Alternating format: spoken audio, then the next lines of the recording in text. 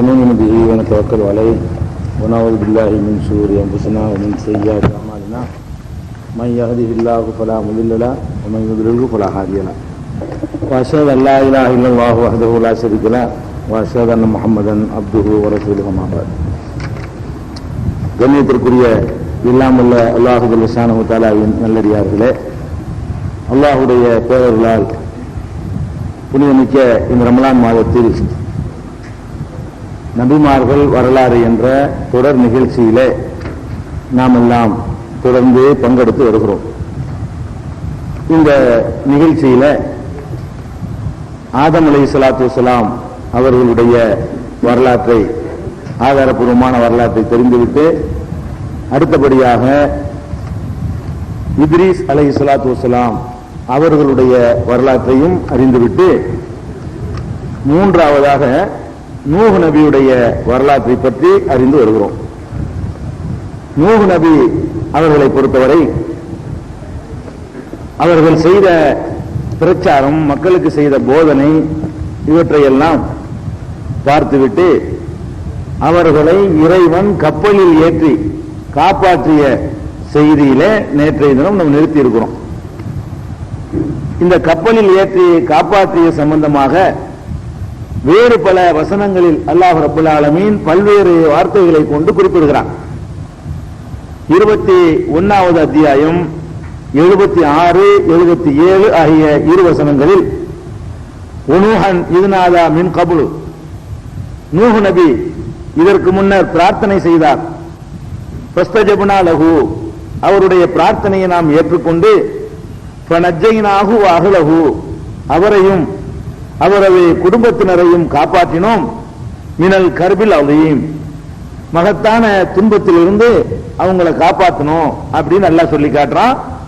இதுல இருந்து என்ன வழங்குதுன்னா, நூஹ் நபி அவர்களுடைய குடும்பத்தார்களும் நல்லவர்களாக இருந்திருக்கிறார்கள் அப்படிங்கிறது வழங்குது. ஆனா விதிவிலக்கு இருக்குது. அவங்க குடும்பத்தில் உள்ள மற்ற எல்லாருமே நல்லவங்களா இருந்திருக்கிறாங்க என்பதை இந்த வசனத்திலிருந்து வழங்குறோம். அவரையும் அவருடைய குடும்பத்தினரையும் நாம காப்பாற்றணும் அப்படிங்கிறான். அதே மாதிரி நூஹ் அலைஹிஸ்ஸலாத்து வஸ்ஸலாம் அவர்களை அல்லாஹ் காப்பாற்றும் பொழுது சொல்றான், ஃபஅவ்ஹைனா இலைஹி அனிஸ்னஇல் ஃபுல்க பிஅயுனினா வ வஹீனா.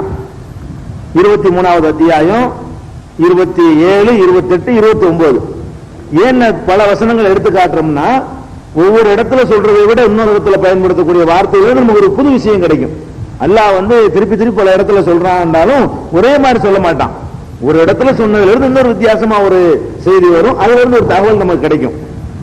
இதுல எல்லாம் என்ன சொல்றான்னு கேட்டா, ஃபஅவ்ஹைனா இலைஹி, நூஹுக்கு நாம் அறிவித்தோம், அனிஸ்னஇல் ஃபுல்க பிஅயுனினா வ வஹீனா, நமது கண்காணிப்பிலும் நமது கட்டளைப்படியும் கப்பலை செய்.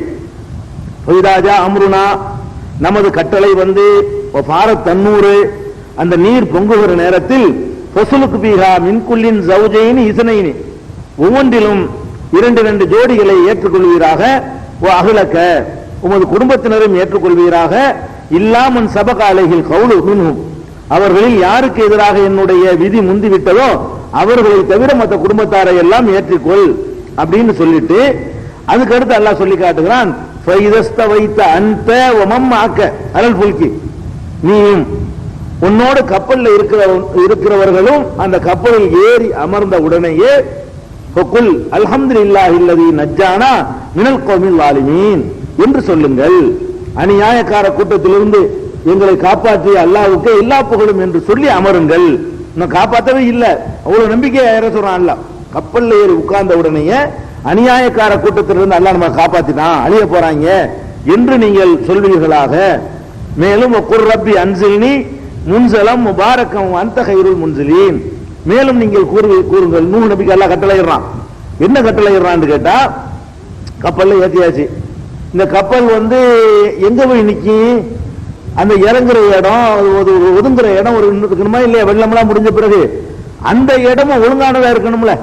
அதனால அதுக்கு ஏற்ற மாதிரி ஒரு துவா அல்லாஹ் சொல்லி கொடுக்கிற துவா இது. நீங்களும் பயணங்கள்ல புறப்பட்டு போகும்போது தெரியாத ஊருக்கு போறீங்க, பம்பாய்க்கு போறீங்க, அங்க போய் மாட்டிக்கிற கூடாது, பிரச்சனைகள் ஆயிடக்கூடாதுன்னு சொன்னா அதுக்கு தகுந்த மாதிரியான ஒரு துவா இது. இது நூஹ் அலைஹிஸ்ஸலாத்துக்கு அல்லாஹ்வே கற்றுக் கொடுத்த துவா, பிரார்த்தனை. அவங்க அல்லாஹ் என்ன கேட்க சொல்றான்னு கேட்டா, ஒக்குள் நீங்கள் சொல்லுங்கள், ரப்பி அன்சில் நீ இறைவா என்னை தங்க வைப்பாயாக, மன்சிலம் முபாரக்கன் பரக்கத்தான உன்னுடைய பாக்கியம் பொருந்திய ஒரு இடத்துல நீ எங்க தங்க வைப்பாயாக, அந்த கைருள் முன்சிலீன் தங்க வைப்பவர்கள் நீதான் சிறந்தவன். நம்ம ஒரு இடத்துக்கு இருந்து புறப்பட்டு போறோம், போற இடம் என்ன ஏதுன்னு தெரியாது, நமக்கு ஆதரவு இருக்குமா, அரவணைப்பு இருக்குமா, நமக்கு ஏதாவது ஒத்துழைப்புகள் கிடைக்குமா, தனியா அனாதையா விடப்பட்டுவோமா அப்படிங்கிற மாதிரி ஒரு அச்ச உணர்வு இருக்குமையானால் அந்த நிலையில நூஹ் நபி இருந்தார். மேல ஏறி உட்கார்ந்தாச்சு, வெள்ளம் பெருக்கிறது போகுது, எந்த ஊருக்கு போற எல்லாரும் அழிஞ்சு போயிடுது, அவர் போய் இறங்குற இடம் காரா சரியா என்ன எது ஒண்ணு வழங்கல. இந்த மாதிரி திக்கற்ற நிலையில இருக்கக்கூடிய நேரத்தில் என்ன சொல்லிட்டு ஏறுங்க, இதை சொல்லணும். எதை சொல்லணும்? ரப்பி அன்சில் நீ முன்சலம் முபாரக்கன் அந்த கைருள் முன்சிலீன். இதுக்கு என்ன அர்த்தம் கேட்டா, பாக்கியமான இடத்துல அல்லாஹ் நீ தங்க வச்சிரு, இங்க இருந்து போறேன், அந்த போற இடம் எனக்கு பரக்கத்துள்ளதா இருக்கணும், உன்னுடைய மறைமுகமான அருள் கிடைக்கிற இடமா இருக்க வேண்டும் என்று சொல்லுங்கள் அல்லாஹ் சொன்னா, அதே மாதிரி பாக்கியம் பொருந்திய ஒரு பகுதியில கொண்டு அல்லாஹ் அவங்களை இறக்கணும், ஜோதி மலையில இறக்கணும் என்பதையும் நம்ம பார்க்கிறோம். அப்ப இது ஒரு பிரார்த்தனை எடுத்து, அதுக்கப்புறம் நூஹ் அலைஹிஸ்ஸலாம் அவர்களை பற்றி அல்லாஹ் சொல்லும் பொழுது அஞ்சைனாஹு அவரையும் நாம் காப்பாற்றினோம், வமம்மாஹு அவரோடு இருந்தவர்களையும் காப்பாற்றினோம், ஃபில் ஃபுல்கில் மஷ்ஹூன் அடைத்து நிரப்பப்பட்ட கப்பலில். அந்த கப்பல்ங்கிறது பெரிய தாராளமான இடமெல்லாம் அதுல இருக்கல. இந்த கப்பல் எப்படின்னு கேட்டா, இந்த மாதிரி நீங்க அடைஞ்சு உட்கார்ந்து இருக்கிறீர்கள, இப்படி ஃபில் ஃபுல்கில் மஷ்ஹூன் என்று சொல்றான். மஷ்ஹூன் என்று சொன்னால் நிரப்பப்பட்ட கப்பல்ல வைத்து அவரை காப்பாற்றினோம். கப்பல்ல ஃப்ரீயா விளையாடுறதுக்கு இடம் கிடையாது, கப்பல்ல சினிமா தியேட்டர் எல்லாம் கிடையாது. இப்ப இருக்குல்ல கப்பல்ல என்னென்ன வேண்டாம் இருக்கு. இப்ப உள்ள கப்பல்கள்ல உங்களுக்கு என்னென்ன தேவைப்படுதோ எல்லாமே கிடைக்கும் இப்ப உள்ள கப்பல்ல. அந்த மாதிரிலாம் அவர் செய்ய முடியுமா? அந்த காலத்துல அதெல்லாம் செய்ய முடியாது. யானையில இருந்து கழுத வரைக்கும் பன்றி வரைக்கும் ஏற்றி வச்சிருக்குது, எல்லாத்துலயும் ஒவ்வொரு ஜோடி. அப்ப அந்த மாதிரியான ஒரு நிலையில அவருக்கு எதுவுமே வசதிகள் இருக்காது. அந்த கப்பல் எப்படி இருந்துச்சுன்னு பார்க்க போனோம்னு சொன்னா, ரொம்ப நெருக்கடியான கப்பல். நெருக்கடி அந்த மாதிரி தான் உட்கார்ந்து இருக்கணுமே தவிர, சாஞ்சிக்கலாமே தவிர, பெரிய பெரிய ரெஸ்ட் எடுத்துக்கிட்டு ஆளுக்கு ஒரு பகுதியை ஒதுக்கிக் கொள்ளவும் முடியாது. நிரப்பப்பட்ட கப்பலில் வைத்து அவரையும் அவரோடு இருந்தவர்களையும் நாம் காப்பாற்றி சும்மா அகரக்கணல் பாக்கி அவர்களை மூழ்கடித்து விட்டோம் என்று அல்லாஹ் ரப்பல் ஆலமீன் கப்பல் எப்படி இருந்தது என்பதையும் 26வது அத்தியாயம் 118 119 ஆகிய வசனங்களை எல்லாம் சொல்லி காட்டுறான். அதே மாதிரி இந்த கப்பலை அல்லாஹ் என்ன சொல்றான்னு கேட்டா, இது மூழ்கடிச்ச பிறகு இந்த கப்பல் எப்படி அமைக்கப்பட்டிருந்தது அப்படின்னு சொன்னா, கல்லபத் கபலஹும் கௌமு நூஹின் நூஹுடைய சமுதாயத்தவர்கள் இதற்கு முன் பொய்யர் என கருதினார்கள். கல்லபு அபுதனா நமது அடியாரை பொய்யர் என்று சொன்னார்கள். அவர் பைத்தியக்காரர்கள் சொன்னார்கள் அப்படின்னு. என்ன செஞ்சோம்? கப்பல்ல ஏற்றின உடனே அடுத்து அல்லாஹ் செஞ்ச வேலை என்னன்னு கேட்டா, ஃபதஹனா அபுவாப சமாய் வானத்தினுடைய வாசல்களை எல்லாம் திறந்து விட்டோம், பிமாயின் முன்ஹமீரின் கொட்டுகின்ற தண்ணீரை கொண்டு திறந்து விட்டோம். மேலிருந்து கொட்டோ கொட்டி என்று தண்ணீர் கொட்டியது. பூமியிலே நீரூற்றுகளை பீரிட்டு ஓட செய்தோம். பூமியில நீரூற்றுகளை பீரிட்டு ஓட செய்தோம். பல்தக்கல் மாவு அல அமரின் குதிரை, மேல உள்ள தண்ணீரும் கீழே உள்ள தண்ணீரும் ரெண்டும் ஒன்னா சந்தித்துக் கொண்டது. அங்கிருந்து கொட்ட இங்க இருந்து ஏற அது மாதிரி ஏற்பட்டு விட்டது. இந்த கப்பல் இருக்குல்ல, எந்த மெட்டீரியல்ல செஞ்சாரு அப்படின்னு சொன்னா, மெட்டீரியலே எல்லாத்துக்கும் பலகையும் ஆணியும் பலகையில செய்யப்பட்ட கப்பல் உன்னோட ஜாயின்க்கு ஆணி பலகைகளும் ஆணிகளும் உடைய கப்பலின் மீது அவரை செலுத்தினோம். அந்த கப்பல் எதனால் செய்யப்பட்டிருக்கிறதுனா, அது பலகையினால் செய்யப்பட்டுச்சு, ஆணியும் அறையப்பட்டிருந்தது அப்படின்னு சொல்லி காட்டுவான். நஜரீபி ஆயுனா அது ஓடியதும் நமது கண்காணிப்பு தான் ஓடியது. அது இறங்குனதும் நமது கண்காணிப்பு, ஏறும் நம்ம கண்காணிப்புல, அது ஓடுனது நமது கண்காணிப்புல தான் ஓடியது அப்படிங்கிற மாதிரி அல்லாஹ் ரப்பல் ஆலமீன் இந்த அவரை காப்பாற்றுற செய்திகளை சொல்லிடுவான்.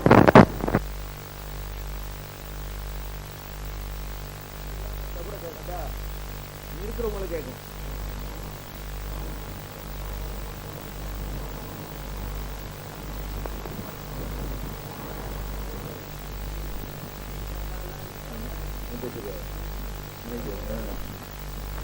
அடுத்தது இந்த கப்பலை அல்லாஹ் என்ன சொல்றாங்க, காப்பாற்றியாச்சு. பற்றி எல்லாம் பேசும்பொழுது இன்னைக்கு கண்டுபிடிச்சிருக்கிறாங்க இல்லையா, இப்படி ஒரு கப்பல் மலையில உட்கார்ந்து அந்த மலையில இருந்து நினைஞ்சிருக்கிறான், கண்டுபிடிச்சு ஃபேன் ஆஃப் பண்ணிக்கிறோம் அந்த இதுக்கு மைக்கு சொல்வது.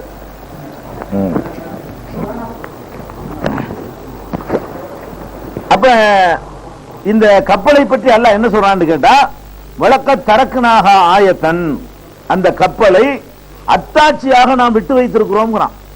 அதாவது நபிகள் நாயகம் ஸல்லல்லாஹு அலைஹி வஸல்லம் காலத்தோட இந்த கப்பல்லாம் கண்டுபிடிக்கப்படல, அப்பெல்லாம் கண்டுபிடிக்க முடியாது, அந்த மாதிரியான மலை ஏறக்கூடிய அம்சங்கள்லாம் இருக்கவில்லை.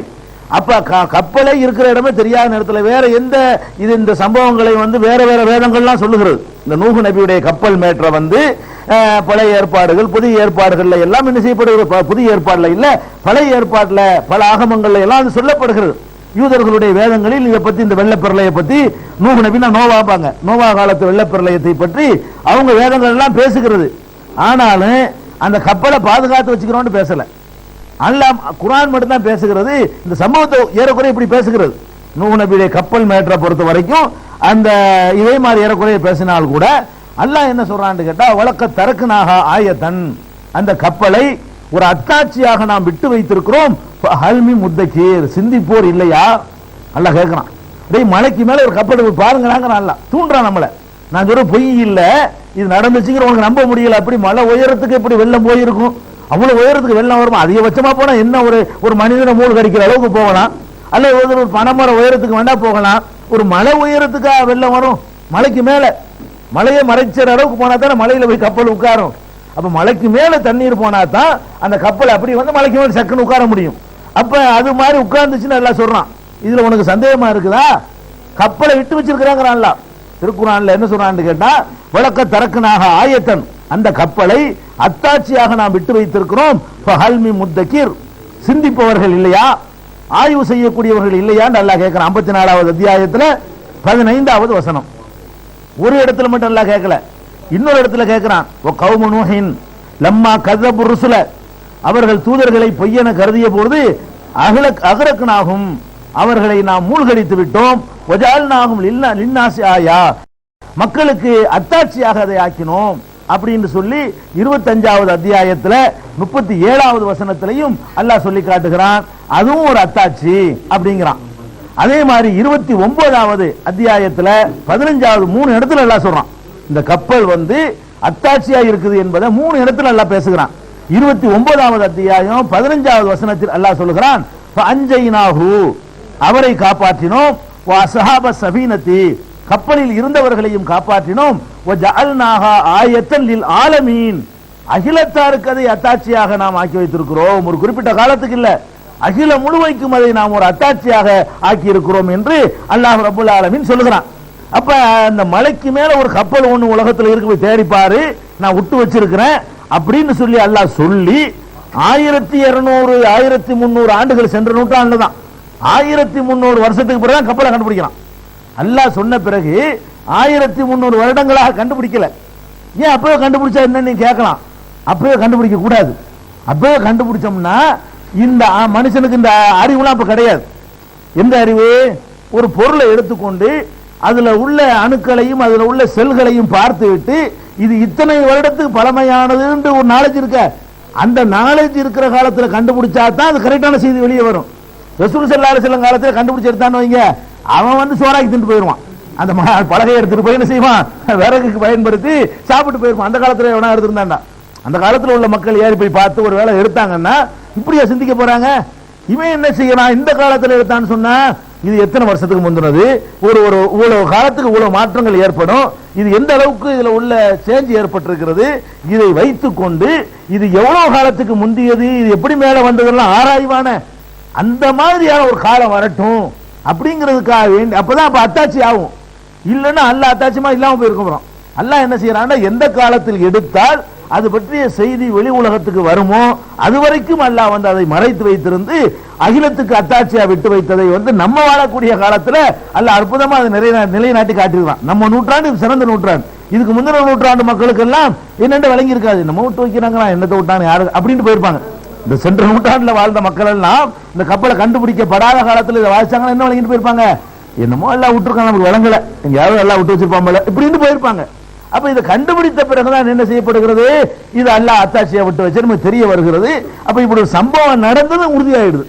இவ்வளவு பெரிய பிரளயம் ஏற்பட்டதும், அந்த பிரளயத்தில் உலகத்தை எல்லாம் அது மூழ்கடிக்கிற அளவுக்கு தண்ணீர் பிரவாகித்ததும், அதுக்கெல்லாம் ஒரே சான்று அந்த கப்பல் அங்க இருக்கிறது.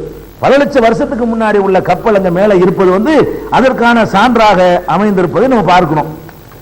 இது ஒரு மேட்ராச்சா. அடுத்தது நூஹ் நபியுடைய கப்பல் மேட்ரு. இந்த கப்பல் உங்களுக்கு பார்க்க ஆசைப்பட்டீங்கன்னா டிவியில போடுவாங்க, இன்செர்ட் பண்ணிடுவாங்க. அந்த காட்சிகள்லாம் இருக்கிறது, அந்த கப்பல் அதனுடைய வீடியோ விஷுவல்லாம் இருக்கிறது. டிவியில பாக்குறாங்கல்ல, நாளைக்கு பார்ப்பாங்கல்ல, அவங்க பார்ப்பாங்க, உங்களுக்கு பார்க்க அவங்க இதை சொல்லிக்கிட்டு இருக்கும் போது அந்த காட்சிகள்லாம் அதில் போட்டு விட்டுருவோம், அது டிவியில பார்த்துக்கிடுவாங்க. சரி, வேணும்னா அது தனியாக வாங்கி நீங்க பார்த்துக்கிற வேண்டியது. அப்ப இது ஒன்னாச்சு அவர் வரலாற்றில் தெரிந்து கொள்ள வேண்டிய. அதுதான் கப்பலை பத்தி ரொம்ப சொல்லல, காட்சியா பார்த்துக்கிடுவாங்க. அடுத்தது என்னன்னு கேட்டா, இந்த நூஹ் நபி அவர்கள் எவ்வளவு காலத்திற்கு இந்த உலகத்தில் வாழ்ந்தாங்க அப்படின்னு சொன்னா, எந்த நபிகள் நாயகம் ஸல்லல்லாஹு அலைஹி வஸல்லம் தவிர அதுக்கு முந்தி வாழ்ந்த எந்த நபிக்குமே இத்தனை வருஷம் வாழ்ந்தாங்கன்னு குறிப்பு கிடையாது. நபிகள் நாயகம் ஸல்லல்லாஹு அலைஹி வஸல்லம் தவிர அதுக்கு முந்தி வாழ்ந்த ஈசா நபி ஆகட்டும், மூசா நபி ஆகட்டும், குர்ஆன்லயும் ஹதீஸ்லயும் குறிப்பு கிடையாது. அவங்க ஏதாவது சொல்லிட்டு இருப்பாங்க, அந்த சமுதாய மக்கள் ஏதாவது சொல்லுவாங்க, இல்லாம இருக்காது. ஈசா நபிக்கு ஒரு காலம் சொல்லுவாங்க, மூசா நபிக்கு ஒரு காலம் அவங்க சொல்லுவாங்க. குர்ஆன்ல எந்த நபியாவது வாழ்நாளை பத்தி அல்லாஹ் சொல்லியிருக்கிறானான்னு கேட்டா சொல்லல. ஹதீஸ்ல எந்த நபியை பத்தியாவது வாழ்நாள் இருக்கான்னு கேட்டா இல்ல. ஹதீஸ்ல வரக்கூடிய வாழ்நாள் முஹம்மது ஸல்லல்லாஹு அலைஹி வஸல்லம் மட்டும்தான் வருது. குர்ஆன்ல வர்ற வாழ்நாள்னா அவருக்கு மட்டும்தான் வருது. நூஹ் அலைஹிஸ்ஸலாத்துக்கு மட்டும்தான் எவ்வளவு நாள் வாழ்ந்தாருங்கிற விவரமும் சேர்த்து கிடைக்குது. ஆதம் அலைஹிஸ்ஸலாத்து கூட கிடையாது. ஆதம் அலைஹிஸ்ஸலாத்து கூட இதை வச்சுக்கிட்டு ஒரு 1000 வருஷம் அப்படிதான் பலவீனமான ஹதீஸை வைத்து தான் சொல்ல முடியுமே தவிர, ஆதாரபூர்வமான ரிக்கார்டை கொண்டு ஆதம் அலைஹிஸ்ஸலாம் எத்தனை வருஷம் வாழ்ந்தாங்க தெரியாது. அது மாதிரி இத்ரீஸ் அலைஹிஸ்ஸலாம் எவ்வளவு நாள் வாழ்ந்தாங்க தெரியாது. தாவூத் அலைஹிஸ்ஸலாம் எத்தனை வருஷம் வாழ்ந்தாங்க, பலவீனமான அந்த ஹதீஸை வச்சுக்கிட்டு 100 வயசுன்னு சொல்லலாம். ஆதாரபூர்வமான ஹதீஸ் அடிப்படையில் அதுவும் தெரியாது. சுலைமான் நபிக்கு தெரியாது. ஒரு நபிக்கு நமக்கு தெரியாது, ஒரே ஒரு நபிக்கு தெரியும். நூஹ் அலைஹிஸ்ஸலாத்து வஸலாம் அவர்களுக்கு மட்டும் 950 வருஷம் வாழ்ந்தார்கள் அல்லாஹ் குர்ஆன்ல சொல்லி காட்டுறான். எப்படி சொல்றான்னு கேட்டா, வலக்கத் அர்சல்னா நூஹன் இலா கௌமிஹி, நூஹ் நபியை அவருடைய சமுதாயத்திற்கு நாம் அனுப்பினோம். ஃபலபிஸ ஃபீஹிம் அல்ஃப ஸனத்தின், அவர்களோடு அவர் 1000 ஆண்டுகள் தங்கினார், வாழ்ந்தார். லபிஸனா வாழ்ந்தார். லபிஸ ஃபீஹிம் அவர்களோடு அவர் வாழ்ந்தார். அல்ஃப ஸனத்தின் 1000 வருடங்கள் வாழ்ந்தார். இல்லா 50 ஆமா, 50 குறைவாக. அப்படிதான் அரபில சொல்லுவாங்க. நம்ம 950 ஒரு சொல்ல போட்டுருவோம். அரபில சொல்வதா இருந்தால் 1000க்கு 50 குறையன்னு தான் பேசுவாங்க. அதனால என்ன செய்யறதுன்னு கேட்டா அல்லாஹ் அதே ஸ்டைல்ல பேசுறான். ஃபலபிஸ ஃபீஹிம் அல்ஃப ஸனத்தின் இல்லா 50 ஆமா, 50 ஆண்டுகள் குறைவாக 1000 ஆண்டு. அது 950 ஆண்டுகள் அவர் வாழ்ந்திருக்கிறார். ரொம்ப நீண்ட நெடுங்காலம் ஆயுள் கொடுக்கப்பட்டு அவ்வளவு காலம் இந்த மக்களுக்கு போட்டு பிரச்சாரம் பண்ணி அவ்வளவு காலம் பிரச்சாரத்துக்கு பிறகு கூட கொஞ்சோண்டு பேர்னால வந்திருக்கிறாங்க என்றதுக்கு பிறகு வரவே மாட்டார்கள் என்று அல்லாஹ்வும் சொன்ன பிறகுதான் அவர் அல்லாஹ்ட்ட கையேந்தினார். சும்மா அவசரப்படல, 4 வருஷம் 3 வருஷம் அவசரப்படல. நூஹ் நபியே எப்படி பட்டிருக்காருன்னு நீங்க நினைக்க கூடாது. நூஹ் நபி இன்னொரு விஷயத்தை நீங்க கவனிக்கணும். நூஹ் நபியுடைய அந்த பிரச்சாரத்துக்கு ஏற்பட்ட கதியை வச்சு பார்த்தோம்னு சொன்னா நமக்கெல்லாம் ஒரு பெரிய பாடம் இருக்குதுங்க. நம்ம ஒரு 1980களில் தௌஹீத் பிரச்சாரத்தை நம்ம மக்கள்கிட்ட கொண்டு போனோம் இல்லையா? 80களில் தான் இந்த வேலைகள் நடக்குது தமிழ்நாட்டில். உலகம் பூரா நடந்தாலும் தமிழ்நாட்டில் ரொம்ப லேட். இலங்கை, கேரளாவில் நமக்கு வந்து போயிட்டு இருந்தாங்க. தமிழ்நாட்டில் 1980-82 அந்த வாக்குல தான் தௌஹீத் பிரச்சாரம் செய்யப்படுது. இன்னைக்கு இந்த தௌஹீத் பிரச்சாரத்தை 20 வருஷம் 25 வருஷம் 15 வருஷம் ஆகுதா? 80னா அவ்வளவு 20 வருஷம் ஆச்சு. 22 வருஷத்துல எடுத்து பாத்தீங்கன்னு சொன்னா கணிசமான மக்கள் ஏத்துக்கிட்டு இருக்கிற காட்சியை பாக்குறீங்க. ஒரு 22 வருஷத்துல இவர் 950 வருஷம் பிரச்சாரம் பண்ணி வருஷத்துக்கு ஒரு ஆள் கணக்குல கூட வந்துக்க மாட்டாங்க. இவ்வளவு இருக்கு. ஒரு வருஷத்துக்கு ஒரு ஆள்னா கூட ஒரு 1000 பேர் இருக்குமா இல்லையா? 950 பேர் அந்த கணக்குல கூட வரல. ரொம்ப குறைவானவர்கள் தான் நம்பிக்கை கொண்டார்கள் சொல்ற அளவுக்கு வந்திருக்கிறாங்கன்னு சொன்னா பிரச்சாரத்தில் ஈடுபடுற நமக்கு ஒரு பாடம் இருக்கிறது. நம்ம என்ன செய்யறோம்? 4 நாளைக்கு சொல்லுவோம், கேட்க மாட்டானா? எல்லாம் சரிப்பட்டு வராங்க, நமக்கு நம்ம சொல்லிங்க கேட்க போறாங்க. நாளே நல்ல விரக்தி ஆயிரும். 10 பேரை சொல்லுவோம், ஒருத்தன் கேட்க மாட்டான், ஒரே எதிர்ப்பா இருக்கு. அந்த 3 பேர் உட்காந்துக்கிட்டு இருப்போம், தளர்ந்துடுற. 1 வருஷம் பார்ப்போம், 2 வருஷம் பார்ப்போம், என்னடா 3 4 ஆயிருக்கு 5 ஆயிருக்கு 50 காணாம, கேட்க மாட்டாங்கிறாங்களா? நம்ம 5 பேர் தான் உட்கார்ந்து இருக்கணும், 6 பேர் தானே இருக்கணும் என்று நினைத்து என்ன செய்யறோம்? 1 வருஷத்துக்குள்ளேயே நம்ம டவுன் ஆகி போயிடறோம், தளர்ந்து போயிடறோம். நூஹ் நபி நினைச்சு பார்க்கணும். 950 வருஷம் அவருக்கு நமக்கு எவ்வளவு வித்தியாசம் இருக்கிறது. நம்ம சொல்வதில் தவறுகள் ஏற்படலாம். நம்முடைய பிரச்சார முறை தவறாகி போய்விடலாம், நம்முடைய நடத்தைகளில் பழைய ரெக்கார்டுகள் மோசமா இருக்கலாம். அதையெல்லாம் வச்சுக்கிட்டு இந்த மெசேஜ் மக்கள்கிட்ட போறதுக்கு கஷ்டமா இருக்கு. நீங்க திருந்து நீங்க சொல்லுவீங்க, உங்களுக்கு தெரியாதவங்களுக்கு நேற்று என்ன அப்படின்னு கேட்டுவானா இல்லையா? அது மாதிரி நூஹ் நபியிட்ட கேட்க முடியுமா? அவருக்கு அந்த மாதிரி மோசமான ரெக்கார்டு இருந்திருக்குமா? இருக்காது. நபிக்கு எப்படி இருக்காது? கெட்ட செயல்கள் அவங்க செஞ்சிருக்க மாட்டாங்க. நம்ம எத்தனை தப்புகளை செஞ்சு திருந்தி இன்னைக்கு மக்களுக்கு போய் சொல்ல போவோம். திருந்தி போனாலும் இவன் என்ன பேசுவான்னு கேட்டா நேற்று உங்களுக்கு தெரியாதான்னு கேட்டுருவான். அப்ப இந்த மாதிரி எல்லாம் ஒரு பேக்ரவுண்ட் இல்லாத மோசமான பேக்ரவுண்ட் நமக்கு இருக்கிறது. நல்ல பேக்ரவுண்ட் அவருக்கு இருக்கிறது. அல்லாஹ்விடம் இருந்து வஹி தொடர்பு இருக்கிறது. கரெக்டா தான் உலகம் செய்வாரு. சரியான அணுகுமுறையில அவர் பேசுவாரு. இத்தனைக்கும் போக அல்லாஹ்வுடைய அத்தாட்சி வரை காட்டிக்கிறார். நபிங்கிறதுனால சில அற்புதங்களை வேற அப்படி எடுத்து காட்டணும். எல்லா நபிக்கும் அற்புதம் கொடுத்தோம்னு அல்லாஹ் சொல்லி காட்டி இருக்கிறான். அது ஏற்கனவே நம்ம நபிமார்களுடைய இலக்கணத்துல பேசி இருக்கிறோம். அப்ப எல்லா நபிக்கும் அற்புதம் இருக்கிற மாதிரி அவர் என்ன அற்புதம் காட்டினார் நமக்கு சொல்லப்படல. இந்த அற்புதம் மட்டும் தான் சொல்லப்படுது. கப்பல்ல வச்சு காப்பாற்றின அற்புதம் மட்டும் தான் சொல்லப்பட்டிருக்கே தவிர வாழ்ந்திருக்கிற காலத்துல என்னென்ன அற்புதம் செய்தார்கள் என்று நமக்கு சொல்லப்படவில்லை. ஆனா கண்டிப்பா எல்லா நபியும் அற்புதம் செஞ்சிருப்பாங்க. அவங்களுக்கு என்ன அற்புதத்தை அல்லாஹ் கொடுத்தானா அந்த அற்புதத்தை இவ்வளவுக்கு பிறகும் வருஷம் 950 அற்புதம் வேற, இறை தூதர்ங்கிற வகி வேற. இவ்வளவுக்கு பிறகு கொஞ்சம் பேர் ஏத்துக்கிட்டாங்கன்னா நம்ம சொன்ன எப்படி ஏத்துக்குவாங்க?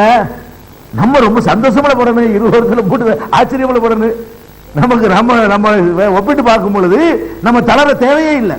ஒருத்தரும் கேட்காட்டா கூட நீ தளர வேண்டியதில்லை. உங்க 63 வயசுல கத்துறீன்னு வைங்களா, 63 வயசு வரைக்கும் கத்தி மூத்தா போயிடுறீங்க, ஒருத்தரும் கேட்கல, நஷ்டமாயிரு. நூஹ் நபியோட ஒப்பிட்டு பார்த்தோம்னா ஒண்ணுமே இல்லை, நமக்கு நஷ்டமா ஒன்றும் கிடையாது, நம்ம பெருசா ஒன்றும் இழந்துடல. இப்படிங்கிற ஒரு அடிப்படையை நம்ம நினைத்து பார்த்தோம்னு சொன்னா இந்த பிரச்சாரம் பண்ணக்கூடியவர்களுக்கு ஒரு டானிக் சாப்பிட்ட மாதிரி இருக்கும். அது நூஹ் நபியுடைய வரலாறு 950 வருஷத்தை அல்லாஹ் கொடுத்திருக்கிறான். அது ஒரு ஆதாரம் இருக்கு. இது எங்க இருக்குன்னு கேட்டா 29வது அத்தியாயத்துல 14வது வசனத்தில் இருக்கிறது. 15வது வசனத்தில் அத்தாட்சி ஆக்கினோன் இருக்கிறது அதே சூறாவுல. அதுலயே முந்தின வசனத்தில் என்ன இருக்குன்னு கேட்டா அவரை 950 வருஷம் வாழ்நாள் கொடுத்தோம் அப்படின்னு அல்லாஹ் சொல்லி காட்டுறான். அடுத்தது நூஹ் நபியை பற்றி தெரிந்து கொள்ள வேண்டிய இன்னொரு மேட்டர் என்ன தெரியுமா? நூஹ் நபிக்கு ஒரு மனைவி இருந்தாங்க. அந்த மனைவி சரியான முறையில் அவங்க நடக்கல, நபிக்கு துரோகம் செய்தார்கள் அல்லாஹ் சொல்லி காட்டுறான். நபிக்கு செய்யற துரோகம் என்பது அது பிரச்சாரத்தில் செஞ்ச துரோகமா தான் இருக்கணும். நபிக்கு செய்யற துரோகம்னா என்ன? அவர் இறை தூதர் அங்க இருக்க இந்த பொம்பளையை இணை வைக்கக்கூடியதா இருக்கும். அந்த மாதிரியான ஒரு அடிப்படையில் நூஹ் நபியுடைய மனைவி சரியான ஒரு இவருக்கு ஆதரவா இல்லை, இவருக்கு சப்போர்ட்டா இல்லை. இதையும் அல்லாஹ் திருமறை குர்ஆன்ல சொல்லி காட்டுறான். எப்படி சொல்றான்னு கேட்டா திருக்குர்ஆன்ல நல்லவர்களுக்கு எடுத்துக்காட்டா 2 பெண்கள், கெட்டவர்களுக்கு எடுத்துக்காட்டா 2 பெண்கள் அல்லாஹ் சொல்றான். நீ நல்ல வேண்டும் உன்னை நீ தீர்மானிக்கிறியா?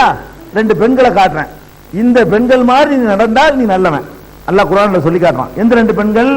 ஒன்னு ஃபிரௌனுடைய மனைவி. அவங்க என்ன செஞ்சாங்க? மன்னனா கணவன் மன்னனா இருந்தும் தானே கடவுள்னு சொல்லியும் அரண்மனை வாசம் தனக்கு தந்திருந்தும் தனக்கு ஏராளமான வசதி வாய்ப்புகள் இருந்தும் கூட அவனை கடவுள்னு அந்த அம்மா ஒத்துக்கிறவே இல்லை. நீ மனுஷன் புருஷனை கடவுள்னு ஒத்துக்கல, ஊரெல்லாம் ஒத்துக்கிருச்சு, இந்த அம்மா ஒத்துக்கிற மாட்டேன்ட்டாங்க.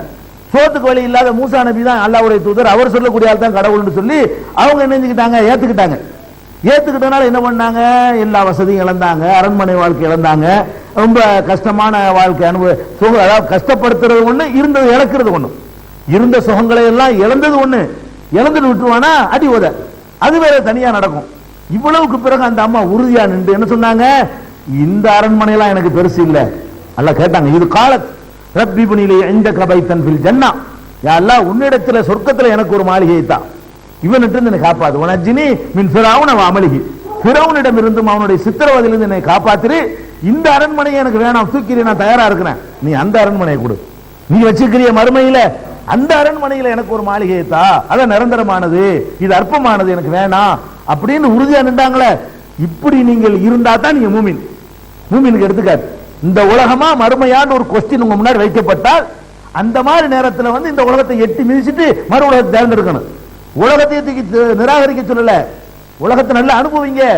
இந்த உலகத்தை அனுபவிக்கிறதுக்காக வேண்டி அதை இழக்க வேண்டி வரும் என்ற நிலை வந்தால் இதை இழக்கணும், அதை இழந்துடக்கூடாது. இது மூமினுக்கு எடுத்துக்காட்டு. இரண்டாவது மரியம் அலைஹிஸ்ஸலாத்தை சொல்றான். இன்னொரு பெண் யாரு?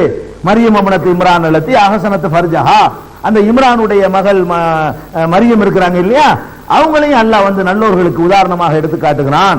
அவங்க என்ன பண்ணாங்க? தன்னுடைய கற்பை காத்து கொண்டார்கள், அல்லாஹ்வுடைய கட்டளைகளுக்கு அப்படி கட்டுப்பட்டார்கள், உண்மைப்படுத்தினார்கள், இறைவனை அதிகம் அதிகம் தவம் செய்து வணங்கக்கூடியவர்களாக இருந்தார்கள். பெண்கள்ல வணக்க வழிபாடுகள் அதிகமாக மூழ்கி துளைத்தவர்களுக்கு உதாரணமாக மரியம் அலைஹிஸ்ஸலாத்தையும் வீரத்திற்கும் தியாகத்திற்கும் உதாரணமாக ஃபிரௌனுடைய மனைவியும் அல்லாஹ் எடுத்து காட்டுறான். இவங்களுக்கு பெரிய எதிர்ப்புகள்லாம் பெருசா அவன் அடிவதெல்லாம் வரல. ஈசா நபி விஷயத்தை நம்ப மாட்டேன்னாங்க. அவரை நான் தான் அல்லாஹ்வுடைய அடியார்னு சின்ன குழந்தையில பேசணும்னு சாப்டர் ஓவர் ஆயிடுச்சு. வணக்க வழிபாடுகளை தங்களை அர்ப்பணிச்சிருந்தாங்க. கானத்து மினல் கானித்தீன், இறைவனுக்காக அதிகமாக கட்டுப்பட்டு நடக்கக்கூடிய பெண்ணாக இருந்தார்கள் என்று அல்லாஹ் சொல்லி காட்டுறான். வஸ்தஃபாக்கி அலா நிசாஇல் ஆலமீன், அகிலத்து பெண்களை விட அல்லாஹ் உன்னை தேர்ந்தெடுத்து விட்டான் என்று மரியம் அலைஹிஸ்ஸலாத்தை பார்த்து அல்லாஹ் சொன்னதாக, ஜிப்ரீல் சொன்னதாக திருமறை குர்ஆன் பேசுகிறது. அப்ப ரெண்டு பெண்களை நல்லோருக்கு உதாரணமா காட்டுறானா, கெட்டவங்களுக்கு உதாரணமா அல்ல யாரை காட்டுறான்னு பார்த்தா இவருடைய மனைவி காட்டுறான். அதே தொடர்ச்சியிலேயே எதுல வருது? 66வது அத்தியாயத்துல 9வது வசனத்துல நல்லவர்களுக்கு உதாரணம் காட்டுறான். 8-9ல 10வது வசனத்துல என்ன பண்றான்னு கேட்டா கெட்டவங்களுக்கு உதாரணம் எப்படி காட்டுறான்? லரபல்லாஹு மஸலன் லில்லதீன கஃபரு, நிராகரிப்பவர்களுக்கு ஒரு உதாரணமாக அல்லாஹ் காட்டுகிறான். இம்ராத்த நூஹின், நூஹுடைய மனைவியையும், வம்ராத்த லூத்தின், லூத்து நபியுடைய மனைவியையும் அல்லாஹ் கெட்டவங்களுக்கு உதாரணமா காட்டுறான். இந்த ரெண்டு பேருமா நடந்தீங்க நீங்க கெட்ட ஆள்கள், அந்த ரெண்டு பேருமா நடந்தீங்க நீங்க நல்ல ஆள்கள். நல்ல ஆளுக்கு பொம்பளை தான் உதாரணம், கெட்ட ஆளுக்கு பொம்பளை தான் உதாரணம். பெண்கள் ஆன்மீகத்தில் நம்மளுக்கு எல்லாம் மிஞ்சி நிக்கிறது பெண்கள் தான். ஆக கலிசடைகளா இருக்கிறது பெண்கள். ரெண்டையும் வாழ தூக்கி போடுறான். ஆக மேலையும் போயிடுவாங்க, கீழையும் கிடப்பாங்க. ரெண்டு மாதிரியா இருக்குது. இது கெட்டவங்களுக்கு உதாரணம் யாருன்னு கேட்டா நூஹ் நபி. ஒரு நபியுடைய மனைவியா இருந்தா எவ்வளவு வாய்ப்பு பத்தியில, எவ்வளவு பெரிய பாக்கியம். அந்த அம்மா எப்படி நடந்திருக்கணும்? சாதாரண பெண் நடக்கிறத விட நேரு வழி நடப்பதற்கான அத்தனை வாய்ப்புகள் அந்த அம்மாவுக்கு கிடைக்குது. வீட்டுக்குள்ளே அவரை பார்க்குது, அவருடைய பரிசுத்தத்தை பார்க்கும், அவருடைய நேர்மையை பார்க்கும். வெளி உலகத்தில் 1000 நடிச்சிடலாம், வீட்டில் கரெக்டா தெரிஞ்சு போறோம் ஒரு மனிதனுடைய சுயரூபம். அப்ப அந்த சுயரூபத்தை அந்த அம்மா கரெக்டா பார்த்திருந்தால் பொய் சொல்லல, இவர் ஏமாத்தல, இவர் ரொம்ப பொய்யரா இருக்காரு, இதை வச்சு அவர் சம்பாரிச்சா தான் வீட்டுல திம்பாரு, இவர் அப்படி சம்பாரிச்ச மாதிரி இல்ல, கஷ்டப்படுறாரு, இவர் இறைவனுக்காகத்தான் பாடுபடுறாருன்னு அந்த அம்மா கரெக்டா கண்டுபிடிச்சு இருக்கணும். இந்த அழகான ஒரு பொக்கிஷத்தை பாக்கியத்தை கூட அந்த அம்மா என்ன செய்யல, பயன்படுத்திக்கல. நேர்வழி பெறுவதற்கான அதிக வாய்ப்பு அந்த அம்மாவுக்கு நேர்வழி பெற வாய்ப்பே இல்லை. எந்த அம்மாவுக்கு? ஃபிரௌனுடைய மனைவிக்கு. ஃபிரௌனுடைய மனைவிக்கு புருஷன் வழியில் அப்படி அவங்க போயிருக்கலாம். அவங்க அந்த அதெல்லாம் எதிர்த்துட்டு வர வேண்டிய அவசியமே இல்லை. அதை எதிர்த்துக்கிட்டு அவங்க நேர்வழியில் அப்படி போறாங்க. ஒரு நபிக்கு மனைவியா இருந்து இப்படி போறாங்க பாருங்க, எப்படி உல்டாவாகுதுன்னு பாருங்க. அதான் நாடியவர்களுக்கு எல்லாம் நேர்வழி கொடுப்பாங்க ஒரு ஆதாரம் அல்லாஹ் சொல்லி காட்டுறான். நூஹுடைய மனைவியையும் லூத்துடைய மனைவியையும் அல்லாஹ் கெட்டவர்களுக்கு, நிராகரிப்பவர்களுக்கு முன்னுதாரணமாக எடுத்து காட்டுகிறான். இவங்க என்ன பண்ணாங்க இந்த பொம்பளைங்களும் அப்படின்னு கேட்டா, கானத்தா தஹத் அப்தைனி மின் இபாதினா சாலிஹைனி, சாலிஹான நல்லோர்களாகிய 2 அடியார்களுக்கு, நமது அடியார்களுக்கு மனைவியராக இருந்தார்கள். 2 பேர் நல்ல ஆள்கள், லூத்து நல்ல ஆளு, நூஹு நல்ல ஆளு. 2 நல்ல மனிதர்களுக்கு இவர்கள் என்னஞ்சாங்க, மனைவியராக இருந்தும் கானத்தாகுமா, துரோகம் செய்து விட்டார்கள். 2 பேர் நினைஞ்சிட்டாங்க, துரோகம் செய்து விட்டார்கள். ஃபலம் யுக்னியா அன்ஹுமா மினல்லாஹி ஷையா, எனவே இந்த 2 நபிமார்களும் தங்கள் மனைவியரை அல்லாஹ்விடமிருந்து காப்பாற்ற முடியவில்லை. அப்ப என்ன நடந்து போச்சு? வகீல் அதுகுலன் நாரமா அத்தாகிலீன், நரகத்திற்கு செல்ல கூட்டத்தோடு சேர்ந்து நீங்களும் செல்லுங்கள் என்று எழுதப்பட்டு விட்டது. 2 பேருக்கும் நான் எழுதிட்டேன். புருஷன் சொன்னாலும் விட போறது இல்லைனா, நூஹு சொன்னாலும் நான் கேட்க போறது இல்லை, லூத்து சொன்னாலும் கேட்க போறது இல்ல. 2 நபிமார்களுக்கும் அவங்க மனைவிமார்களை காப்பாற்ற இயலாது அப்படின்னு அல்லாஹ் சொல்றான். இதுல என்ன விளங்குது? ஒரு விஷயம் விளங்குது, நூஹு நபியுடைய ஒரு மனைவி அவங்க மோசமானவங்களா இருந்திருக்கிறாங்க அப்படின்னு விளங்கிறது ஒண்ணு. 2வது விளங்குது, எந்த ஒரு மகான் பெரியாரா இருந்தாலும் தன்னுடைய பொண்டாட்டிய ஒரு நபி காப்பாற்ற முடியலன்னா நம்ம என்ன நினைச்சுக்கிட்டு இருக்கிறோம்? முரீது வாங்கினா அவுலியா சேக்கு காப்பாத்திடுவாரு, அவர் நம்மளை கையை பிடிச்சி அவரை பையத்து பண்ணோம்னா நம்மளை அப்படியே கரை சேர்த்துருவாருன்னு நினைக்கிறோமே. ஒரு நபிக்கு தன்னுடைய மனைவியை காப்பாற்ற முடியவில்லை என்பதுக்கு மேல அது முடியலைன்னா உங்களை இந்த சேகுக்கு நீங்க யாரு? மாமாவா, மச்சானா, மருமவனா, தங்கச்சியா? என்ன உறவு உங்களுக்கு? பொண்டாட்டிய புருஷனை காப்பாற்ற இல்லை, புருஷனை சாதாரண ஆளவரு நபி, அல்லாஹ்வுடைய தூதர். அப்ப அல்லாஹ்வுடைய தூதராக இருந்து அவ்வளவு ஒரு 950 வருஷம் அல்லாஹ்வுக்காக பாடுபட்ட ஒரு மனிதரால தன் மனைவி தவறான வழியில் சென்றால் அல்லாஹ்ட்ட போய் ரெக்கமெண்ட் பண்ண முடியாது, காப்பாற்ற முடியாது என்ற ஒரு பாடமும் இந்த நூஹ் நபியுடைய வரலாற்றில் நமக்கு இருக்கிறது. 66-10 வசனத்தை திரும்ப திரும்ப வாசித்து பார்த்தார்களே ஆனால் இந்த மாதிரி பையத்து முறியுது அவர் காப்பாற்ற அந்த பேச்சே வராது. இந்த வசனத்தை திருப்பி திருப்பி அசை போட்டு பார்த்தார்களே ஆனால் இந்த மாதிரி போலி ஆன்மீகம்ங்கிற பேர்ல ஏமாத்துறாங்க இல்லையா, நாங்க உங்களை தீட்சை தந்து உங்களை கரை சேர்த்துருவோம், அதெல்லாம் நடக்கவே நடக்காது என்பதையும் இதிலிருந்து விளங்கிக் கொள்கிறோம். 1 மனைவி ஒரு பக்கம் அப்படியாச்சா, மகன் இவருக்கு வந்து வாழ்க்கையை பாருங்களேன். மனைவி ஒரு பக்கம் எப்படி இருந்தா இவருடைய மகன் எப்படி, மகன் நிறைய மகன் இருந்திருப்பாங்க, ஒரு மகன், ஒரே ஒரு மகன், ஒரு மகன் எப்படி இருக்கிறான்னு கேட்டா அதை அல்லாஹ் சொல்லி காட்டுகிறான். எப்படி சொல்றான்? ஓஹிய தஜ்ரீபிஹிம், நேத்து வாச வசனத்துல வருகிறது, இன்னொரு ரிப்பீட் மகனை சொல்றதுக்காக வேண்டி. 11:42 ஓஹிய தஜ்ரீபிஹிம் ஃபீ மௌஜின் கல்ஜிபால், அந்த கப்பல் மலைகளை போன்ற அலைகள் மீது தவழ்ந்து சென்றது.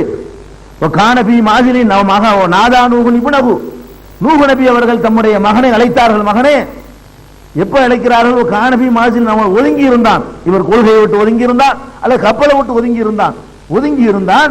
அழைக்கிறார், யாபனை ஏற்கமானா, மகனே நம்மோடு வந்து ஏறிக்கப்பா, வலாத்தக்கும் ஆள் காபிரின், நிராகரிக்கிற ஆட்களோடு நீ சேர்ந்துராத, இறைவனை ஏற்றுக்கொண்டவர்கள் சேர்ந்து வந்து ஏறிக்க அப்படின்னு சொன்னார். அவன் என்ன சொன்னா? ஆவி இலா ஜபலின் யாசிமுனி மினல்மா, தண்ணீரில் இருந்து காப்பாற்றுகிற மலையின் மீது நான் ஏறிக்கொள்வேன் அப்படின்னு மகங்காரன் சொல்லிட்டான். உன் கொள்கையை ஏத்துக்கிற முடியாது, செத்தாலும் ஜாவ இல்லாட்டி மலையில ஏறி முயற்சி பண்ணி தப்பிச்சுக்கிறேன், இதுக்காக வேண்டி நான் வந்து கொள்கை விட மாட்டேன், தப்பான கொள்கைகள் அவனுக்கு ஒரு உறுதிப்பாடு இருந்திருக்குது. அப்ப இது சொன்ன உடனே ரெண்டு பேருக்கு மத்தியில் ஒரு அலை ஒன்று குறுக்கிட்டது, மூழ்கடிக்கப்பட்டு விட்டான். தகப்பன் கண் முன்னாடி மகன் மூழ்கடிக்கப்படும் பொழுது உலகத்துல காப்பாற்ற, மறுமையில காப்பாற்ற இல்ல, கொண்டாடிய நரகத்துக்கு போறத விட்டு காப்பாற்ற இல்ல, உலகத்துல மூழ்கி சாவுறதுல இருந்து யாரை காப்பாற்ற முடியல? பெத்த மகனை காப்பாற்ற முடியல. எப்படி காப்பாற்றுவாங்க? மையத்து பண்ணா அவளியா முறிது வாங்கினா வியாபாரம் நல்லா இருக்கும், வியாபாரத்துல பறக்க செய்வார்கள். எப்படி முடியும்? பெத்த மகனை காப்பாத்துறதுக்கு ரைட் இல்லை அவருக்கு, ஆகிரத்துல காப்பாற்றுவாங்கன்னு பையத்து வாங்குறாங்க. துன்யாவுல நல்லா இருக்கிறதுக்காக பையத்து வாங்குறாங்க. கல்யாணம் பண்ணணுமா அவர்கிட்ட போய் கேட்பாங்க, எப்ப பண்ணலாம், எத்தனை நீங்க தேதி குறிச்சுட்டாங்க, இந்த பொண்ணை கட்டுற அந்த பொண்ணை கட்டுறதா, அதையும் போய் கேட்பாங்க, நல்லா இருப்பாங்களாம். எப்படி அந்த அதிகாரம் நூஹ் நபிக்கு இல்லாத அதிகாரத்தை ஒரு கல்லா கொடுத்துட்டானா? முடியல, மகனை காப்பாற்ற இல்லை என்பதை நம்ம பார்க்கிறோம். இதுக்கு பிறகு 11:42 43 ஆச்சா, 45 பாருங்க, கடுமையான வார்த்தை எல்லாம் சொல்றான். நாதா நூஹுன் ரப்பஹு, மகன் மூழ்கடிக்கப்பட்டாச்சு, கண்ணுக்கு முன்னாடி மூழ்கி சாவுறத கண்ணால பாக்குறார் தகப்பன், கொள்கைக்காக வேண்டி. அப்ப இருந்தாலும் பெத்த மனம் பித்தும்பாங்கல்ல, அவருக்கு கேட்கல, மனசு கேட்கல. உடனே அல்லாஹ்ட்ட கையேந்துறாரு, யா அல்லாஹ் இன்னபுனி மின் அஹ்லி ஃபகால ரப்பி இன்னபுனி மின் அஹ்லி, இறைவா என் மகன் என் குடும்பத்தில் ஒருத்தன் தானே.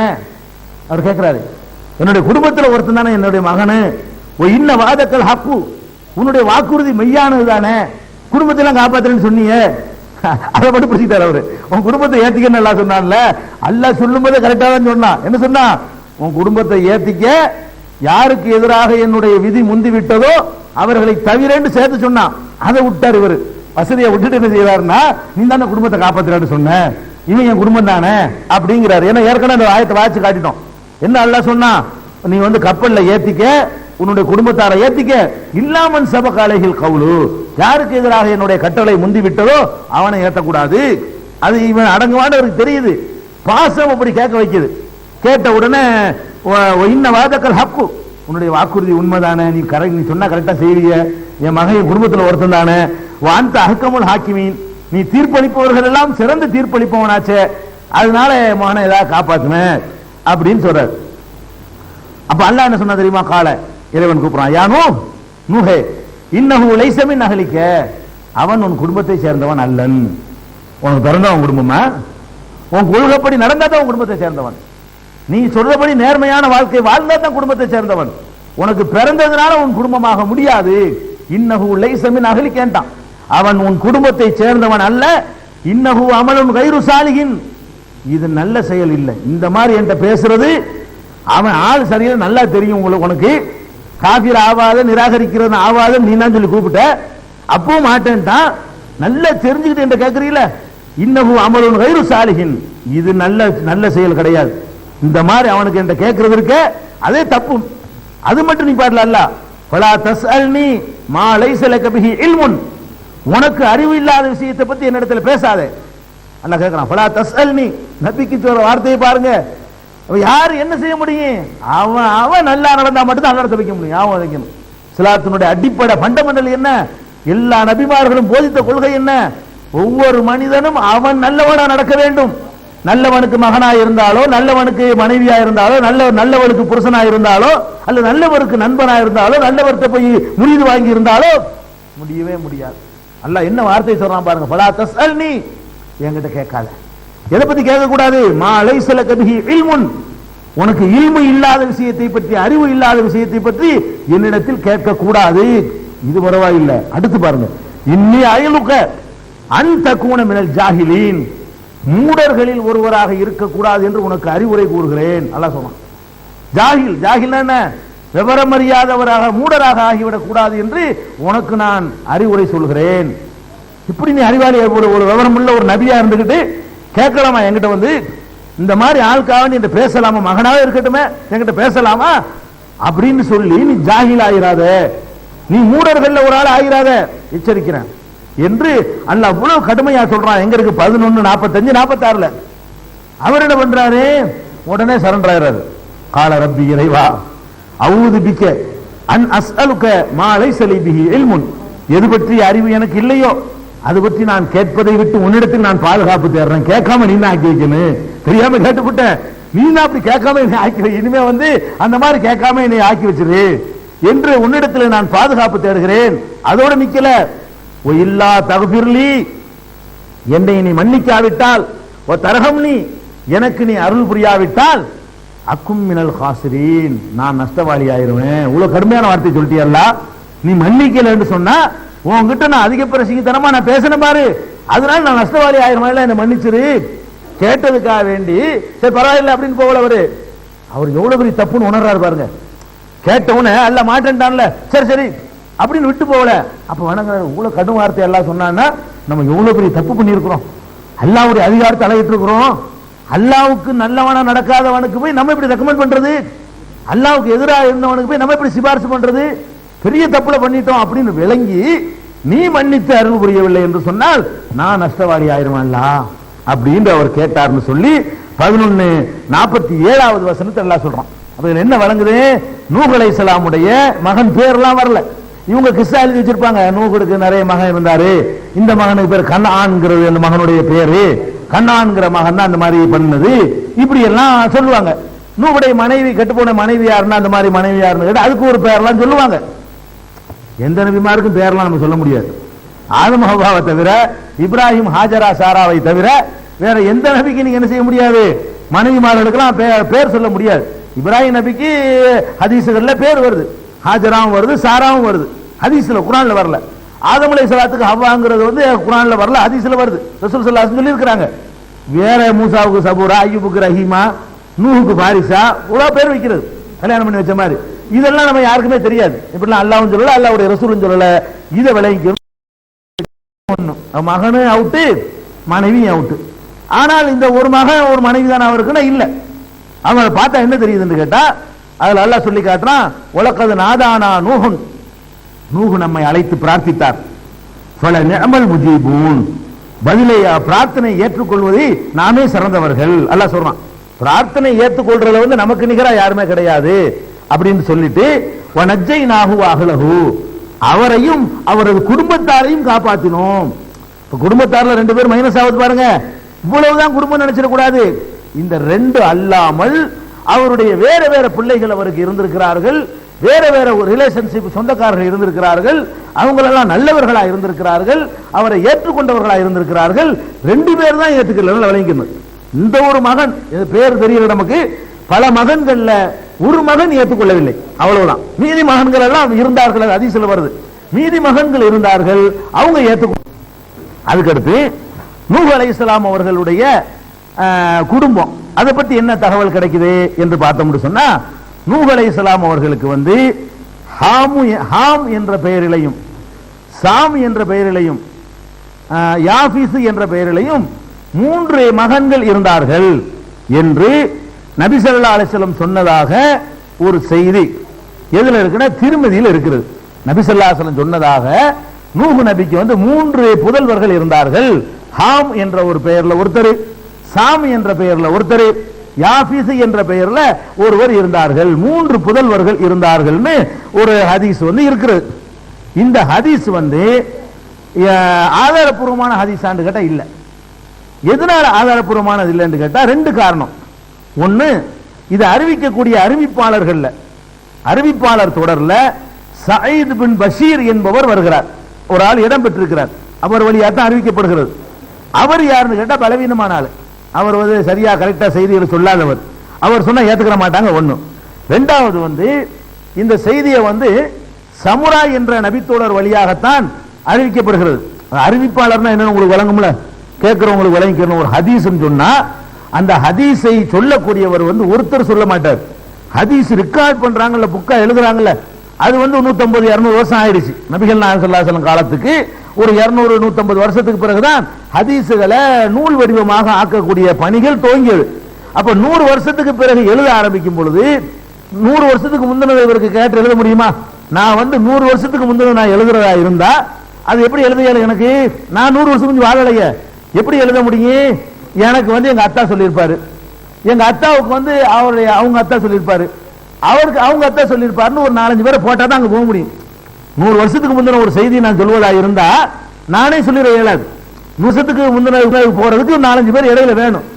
அந்த மாதிரி வரக்கூடிய நேரத்தில் 100 வருஷத்துக்கு பின்ன இந்த நூலை தொகுக்கிறாங்க இல்லையா, ஹதீஸ் நூல்கள்லாம். அப்படி தொகுக்கக்கூடிய நேரத்தில் அகமது இப்னு ஹம்பல் இருக்கிறாங்க, திருமதி இமாம் இருக்கிறாங்க, புகாரி இமாம் இருக்கிறாங்க.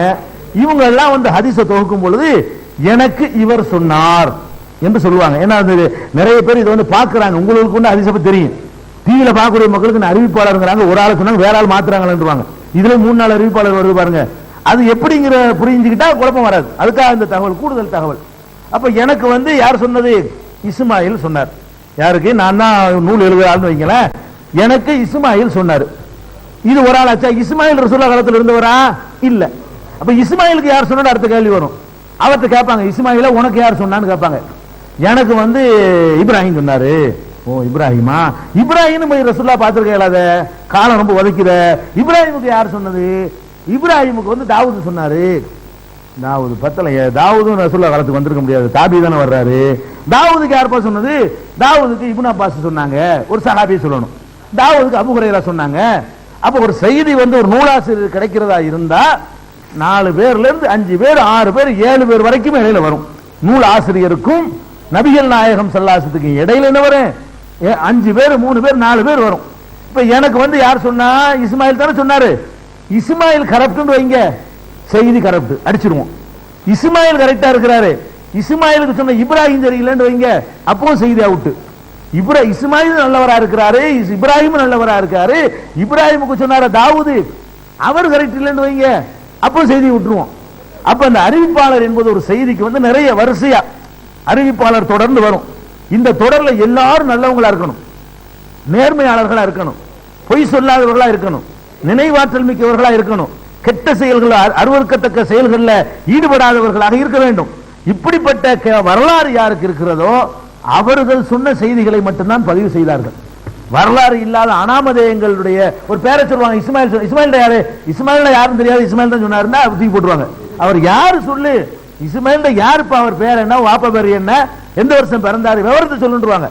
அப்ப எல்லாருக்கும் ரெக்கார்டு எழுதி வச்சிருக்கிறாங்க, வரலாறு இருக்குது. அந்த அடிப்படையில் நபிகள் நாயகம் ஸல்லல்லாஹு அலைஹி வஸல்லம் சொன்னதாக யார் சொல்றாங்கன்னா சமுராங்கிற நபி தோழர் சொல்றார். இந்த சம்பவத்தை சமுராட்டிலிருந்து யார் அறிவிக்கிறார்னா ஹசன் பஸ்ரி அறிவிக்கிறார்.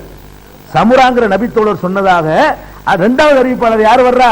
ஹசன் பஸ்ரிங்கிறவர் அறிவிக்கிறார். ஹசன் பஸ்ரி சமுரா பார்த்ததே இல்லை. ஹசன் பஸ்ரியுடைய காலத்துக்கு சமுராவுடைய காலத்துக்கும் சரி வரல. அவருக்கு பிறகு அவர் மூத்தா போனவரே இவர் பிறக்கிறார். அப்ப இவர் வந்து சமுராங்கிற நபி தோழரை இந்த ஹசன் பஸ்ரி பார்க்கலன்னு சொல்லும் பொழுது அவர் எப்படி இதை அறிவிக்கையாலும் விட்டுருவாங்க, செய்தி ஏற்றுக்க மாட்டாங்க. அப்படி வருது இதுல ஒண்ணு. அந்த சமுராவிடமிருந்து ஹசன் இருந்து அறிவிக்கிறது யாருன்னா கத்தாதான்னு அறிவிக்கிறாரு, அவர் பிரச்சனை இல்லை. கத்தாதாவிடமிருந்து அறிவிக்கிற ஆள் யாருன்னு கேட்டா சயீத் இப்னு பஷீர்ங்கிற அறிவிக்கிறாரு. அவர் வந்து பலவீனமான ஆளு, கரெக்டா செய்திகளை சொல்ல மாட்டாரு. 2 கோளாறு இந்த செய்தியில இருக்குது.